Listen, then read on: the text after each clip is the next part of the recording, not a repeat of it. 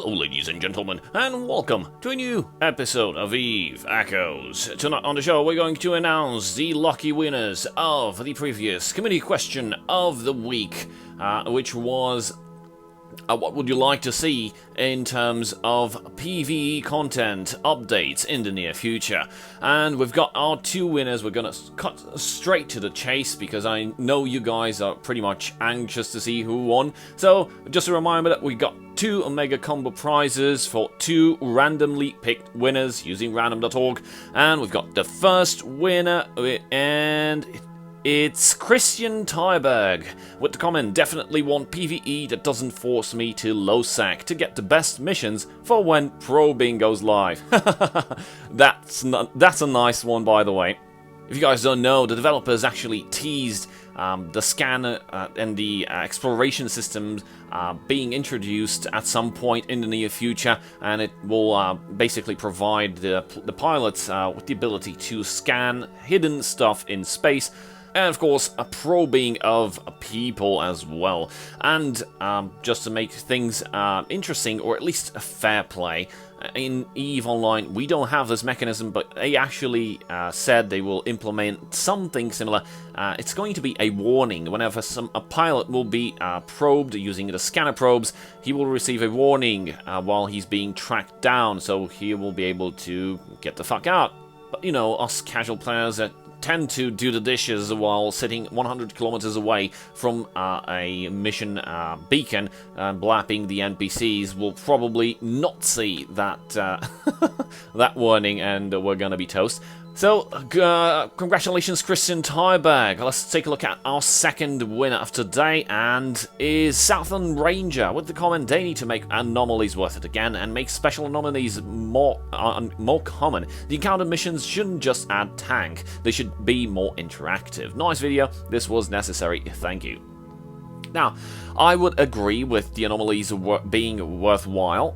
Currently, in Empire space, encounters, missions are the best you got, and they're actually way better than doing just anomalies. One, because you cannot be probed, you cannot be tracked down, no one can jump you, as opposed to the anomalies when everything is risky. Well, not in high security, in low security mostly.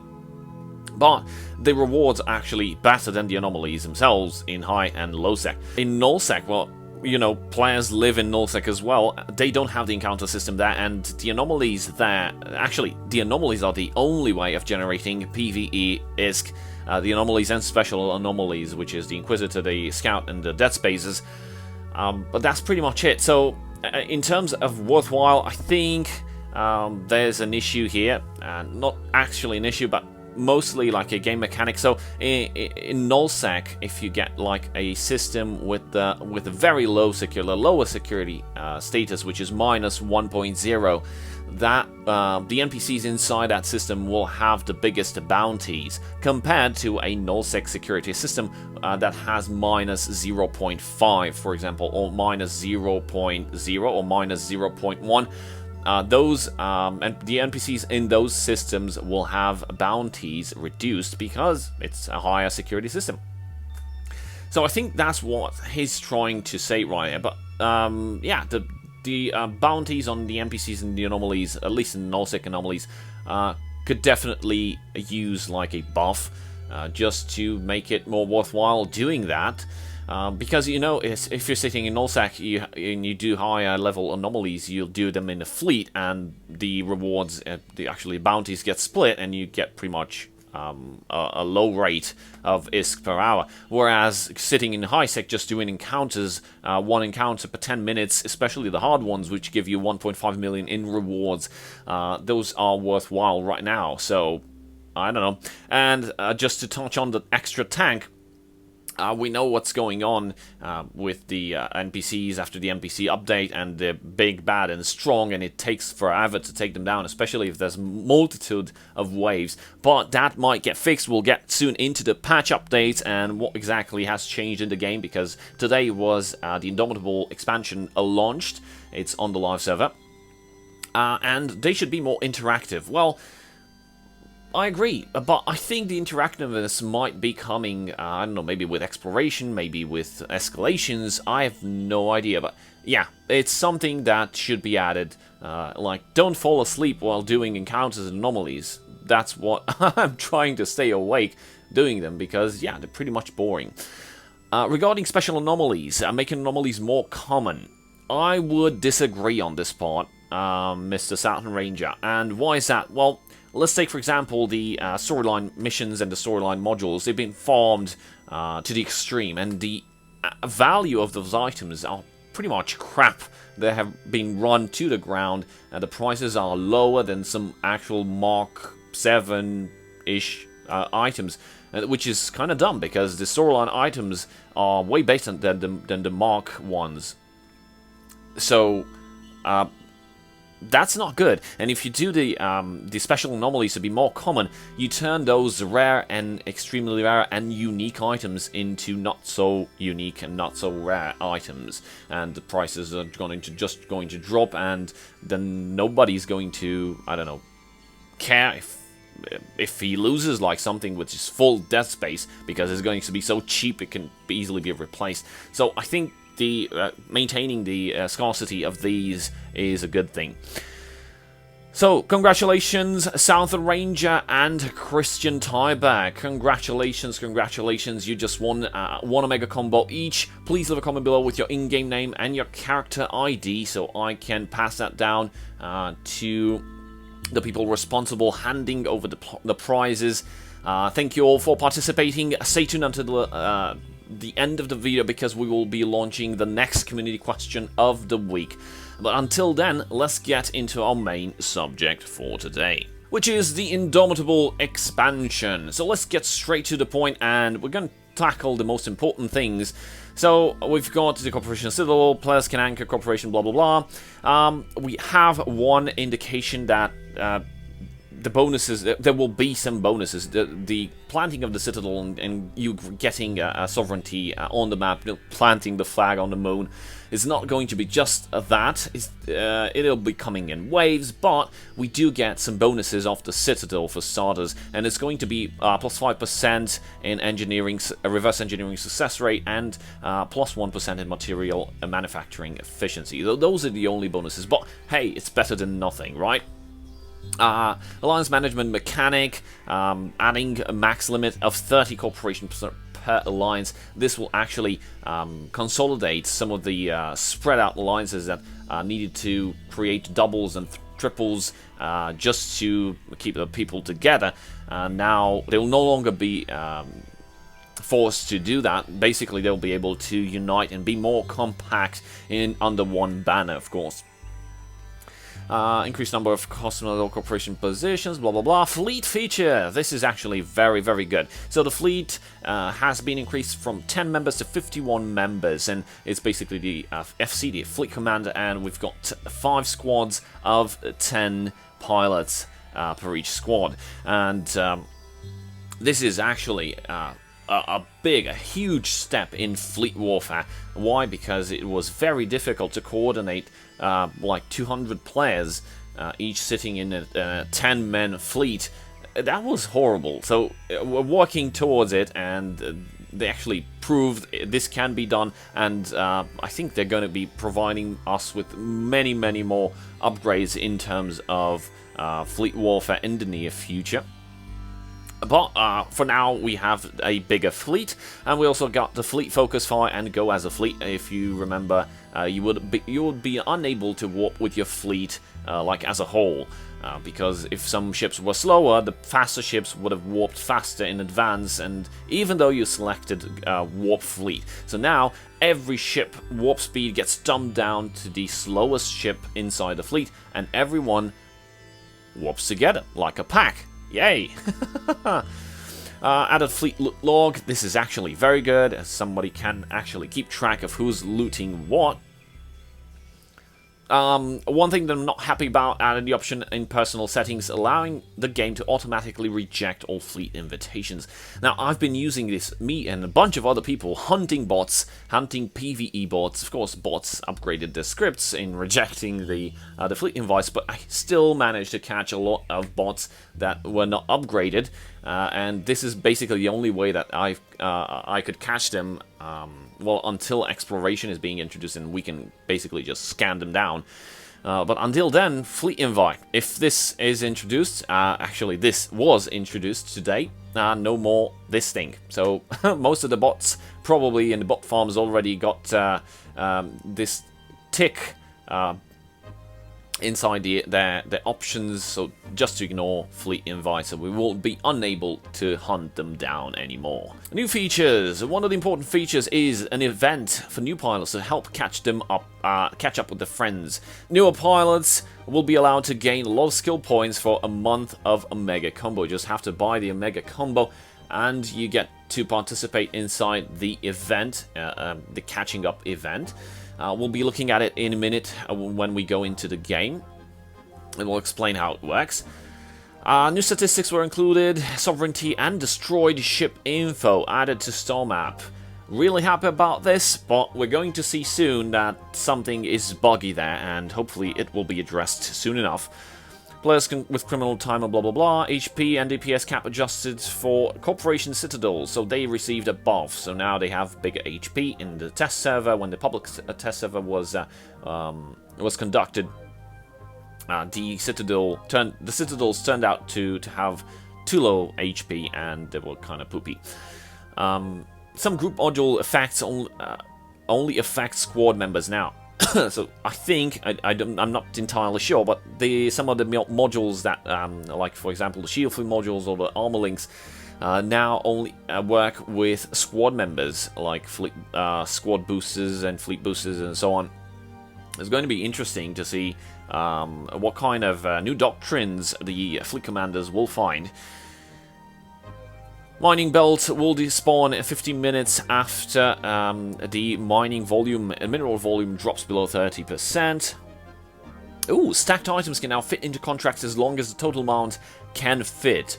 That is actually very, very neat. I know a lot of people that are happy with this one. And one important update to PvE. Tech level 8 and above encounters now have one less wave of enemies. No change was made to storyline missions. As you can know, after the NPC update, the storyline missions received an extra wave, making them even more difficult. That's okay, I agree with that. But all the other anomalies getting another wave, and actually all the NPCs getting tougher. And just as Southern Ranger said, you require more tank in not being able to deal with them in a timely fashion. Just adding more time and more time spent, consumed, just chipping away at all the NPCs, lowering the S per hour rate that you would be generating. That led to a lot of frustration, so the last wave of all the anomalies above tech level 8 has been removed, meaning if an anomaly had 3 waves, now it has 2 waves, which is actually great. You get to benefit, like you can blitz those encounters now, and you can get like 1.5 million per of the hard encounters. Plus, you get the bounties, and you get to move on to the next encounter and so on, and you get to refresh your stuff, and hopefully you get to complete those storyline prerequisites. Some modules were added as part of the capturing outposts upgrades, the resource extraction amplifier. The max limit for free training is now displayed in the skill page. That's actually very useful, as it allows players to understand when they will start losing skill points if they don't assign skill points. Post-processing rendering efficiency proved that's actually great, as it allows lower-end mobile devices to to behave better in terms of graphical. So it's a very good graphical improvement. We had some more graphical improvements last month, if I'm not mistaken. A new skill was added, which is line management skills, basically allowing the CEO of the GicaForta Corporation to further increase the max number of corporations in the alliance. This comes in tandem with what we saw above, having 30 corporations inside an alliance. Oh, there's an interesting one. Now NPCs will walk back to their original location after they are out of aggro range. So a lot of people could have pulled off, you know, the 250 kilometers glitch, where you just go outside of the aggro range and all the NPCs deaggress, and they slowly move to the beacon back. Meanwhile, you could have just applied full damage because all their modules would have been deactivated. They will deal no damage back. So this exploit has been fixed right now. If you get outside the aggro range and they are somewhere near you, the NPCs will just warp back to the beacon. Just like that. And leave you with a swollen lip, of course. Added a second confirmation when choosing to attack Concord. Well, I don't know what to say about this, but it was a bug in which involved focus fire if you're in high sec and you would, by mistake, tap on focus fire. You know, you cannot activate your guns, the game will not allow you, but if you tap on focus fire, be it on a Concorde vessel or a police vessel or another pilot's vessel, what would happen is that the focus fire would find a small itsy-bitsy time frame to activate the modules. No effect would have been done, no damage was applied, but you would get an aggression timer and blap, just like that, Concorde destroyed you. We've seen some kill mails with some rattlesnakes, with a nightmare actually being destroyed in Jita by the Concorde because of this. Also with the shield field modules, there's that's another story. But damn, this should be a good improvement. Helping people no longer lose faction ship debris. So they would all select all the debris, try to reprocess them to get rig materials, and as you know, faction ship debris reprocessed give you nothing, and you would lose them. Oops. So this has been fixed, which is very nice. If an anomaly is currently being removed, even if players are in it, the anomaly will be destroyed and despawn after 15 minutes. So no more cloaky exploit. Woohoo! This is actually a real improvement. This one is for the anomalies and the other one was for the mining belts. That's awesome. Quality of life right here. Added a train now shortcut to skill tips. So tap it to proceed to the training of that skill. Right now, if you had selected a skill that would last 48 hours, you would not be able to add something to the top of the queue, like insert it in front of that 48 hours, and you would just find a grayed out button that says queue is full. So now you will be able to actually tap the train now, and this skill that you want to train, it will be added to the top of the queue, and the 48 hours will be lowered, and it will start training afterwards. So this is very nice, because the workaround was to actually stop the training, remove the 48-hour skill from the queue, add the skill that you wanted to train right now, and then re-add the 48 hours. Ugh. So definitely an improvement right here. So that's pretty much it on the updates. Let's get into the game and take a look at some of the things that I really wanted to show you. In regards to the updates on the map, and in regards to the player catching up skill that I think is called a catching up beginners event. So we go over to the event, and there's a project beginner catch up. Yeah, a mess of words. So what happens, there's no information here, but you will be able, if you have an Omega combo of 35 days, at least 35 days in advance, you will be able to enlist into this event, and for each day, just like the daily logins, you will be receiving a quantum of skill points. Now, the maximum amount of skill points that you can get in the catching up phase is 20 million skill points minus your current skill points, and you get a percentage off of that. I think it's 10%. So you're not going to get 20 million skill points, you will get 20 million minus your current skill points. So if you are a I don't know, you've been playing the EVE Echoes since day one and you're like 18 million skill points, the formula would be like 20 million minus 18 million and then apply the 10%. So that will be the resulting skill points that you would see in this panel, and they will be evenly split across 30 days, and each day you will be able to claim one of the candies. So that's that.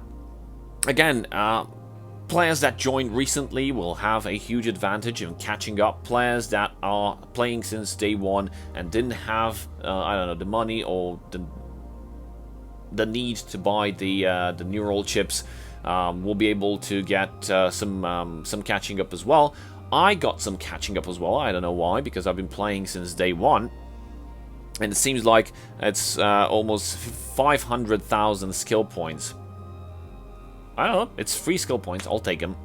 So that's pretty much it about the beginning catch-up and catch-up. Yeah, catch-up. That was a catch-up, guys.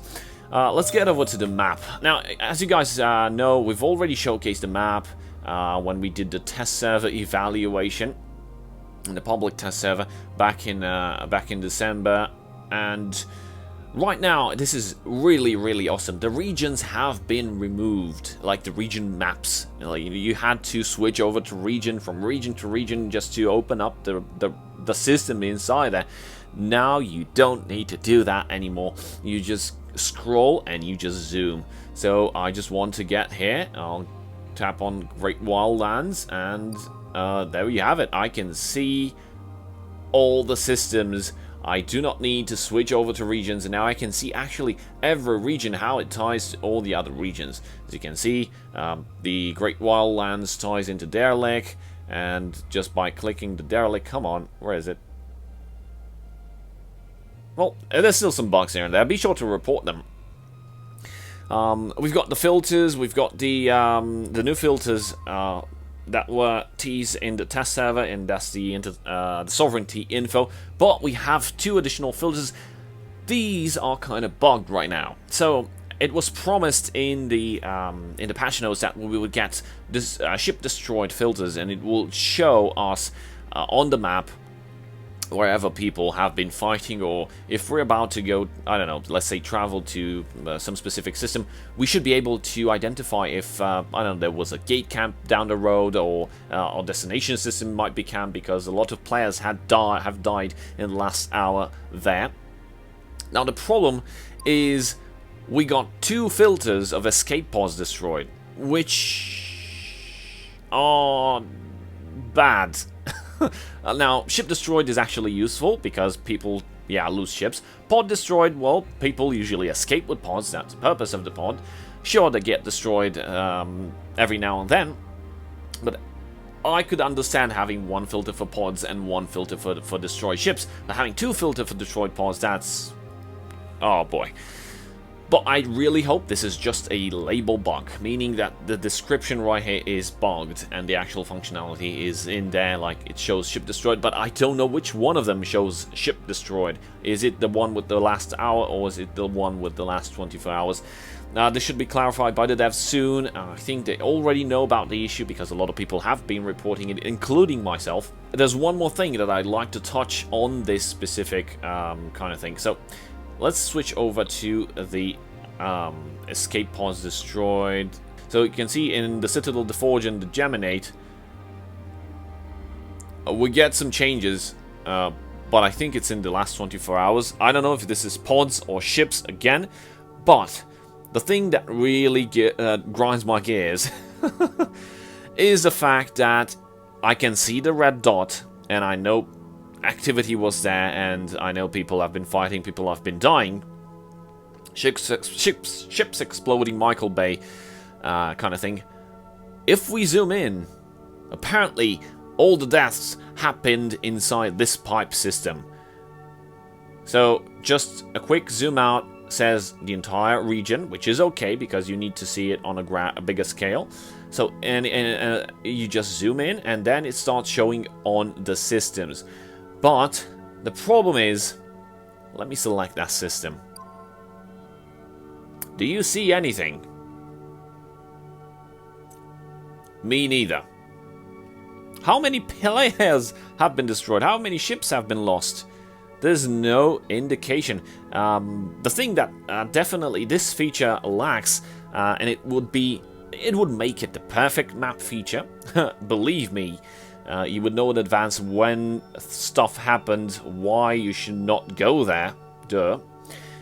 Is to have the numbers displayed. So we know there has been some ships blowing up in the Great Wildlands. We know it happened around this system, which is 0-3VW8. But it would be really, really good to know how many.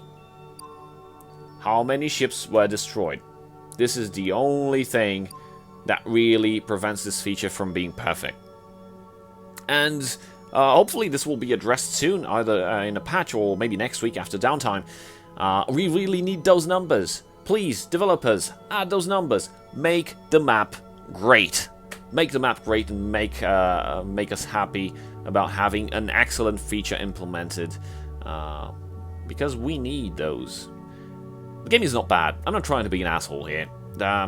It has its flaws, but it's going in the right direction, or at least I'm feeling that way. Sure, there'll be players just stating that everything is horrible. I don't think everything is horrible. It has good parts and it has bad parts. And remember, it's an MMO. It's still young. The game is still young. It launched in August, September, October, November, December. It's 4 months. 4 months. 4, 5. Let's say 5. Let's be generous. 5 months. You tell me, was WoW that great when it launched in vanilla? It had tremendous amounts of bugs. Everything has bugs. Even I'm a software engineer. Everything has bugs. Fuck that.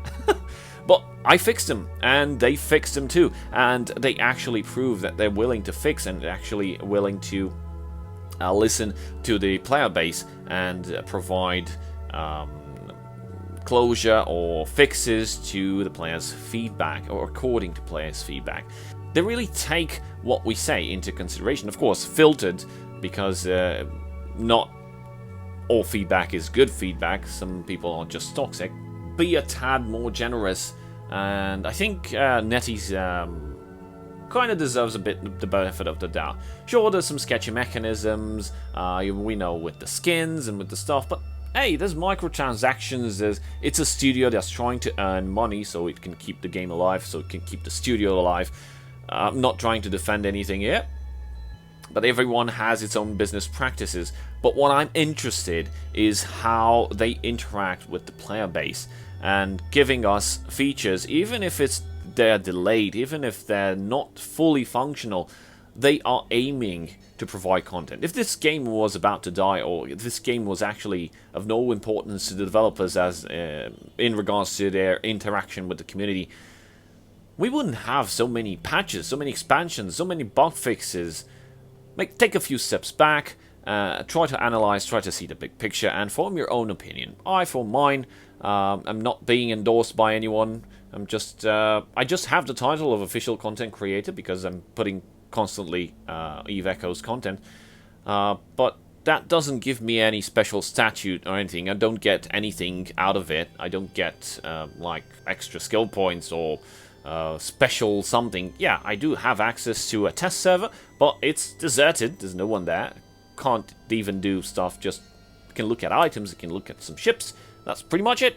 So with today, with this video and being on the final minutes, let's start off next community question of the week, which is, how do you think the new insurance system will be in comparison to the old ship recovery? Because the new insurance system is about to arrive anytime soon.